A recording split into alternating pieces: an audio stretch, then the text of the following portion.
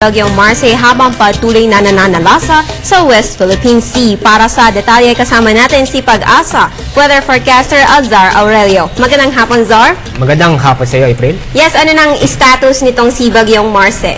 Sa ngayon ay mabagal ang kanyang pagkilos dito pa rin sa West Philippine Sea. At ito'y patuloy na inaasang ating kikilos ito palayo sa ating bansa.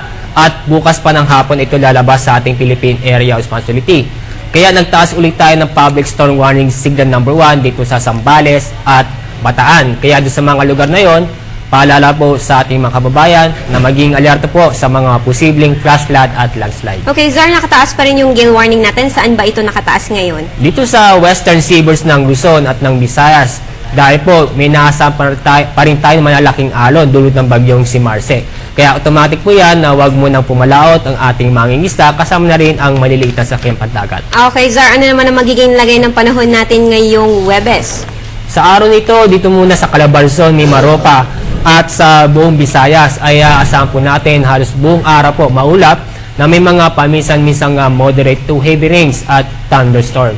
Dito naman sa Metro Manila, Bicol Region at sa Zamboanga Peninsula ay magkakaroon po tayo ng paminsan-minsang light to moderate rains at thunderstorm.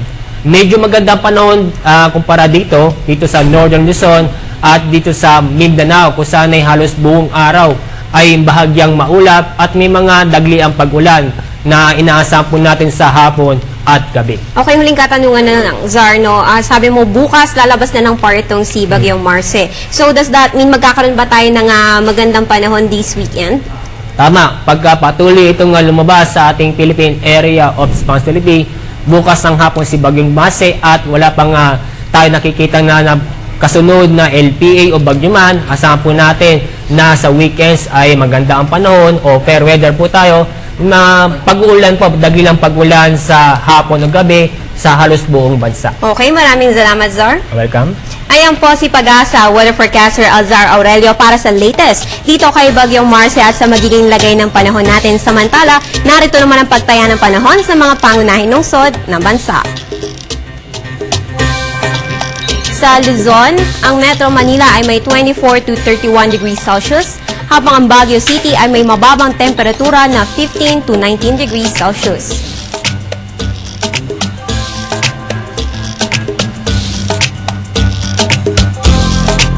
Sa Visayas, pinakamataas ang temperatura sa Metro Cebu na may 26 to 30 degrees Celsius. Sa Mindanao, ang Cagayan de Oro ay may 23 to 32 degrees Celsius. Sa ating 3-day forecast sa Metro Manila, makakaranas po tayo ng partly cloudy skies with brief rain showers or thunderstorms hanggang sa Linggo. Sa Metro Cebu, meron pa rin po tayo mga tsansa ng mga pag-ulan hanggang Linggo. Habang sa Metro Davao, asahan din ng partly cloudy to cloudy skies with brief rain showers or thunderstorms sa susunod na 3 araw. Ugaliin tumutok sa PTV kada oras para sa Panahon TV Express. At yan ang latest mula dito sa Pag-asa, DOST. Para sa Telebisyon ng Bayan, April and Nerio.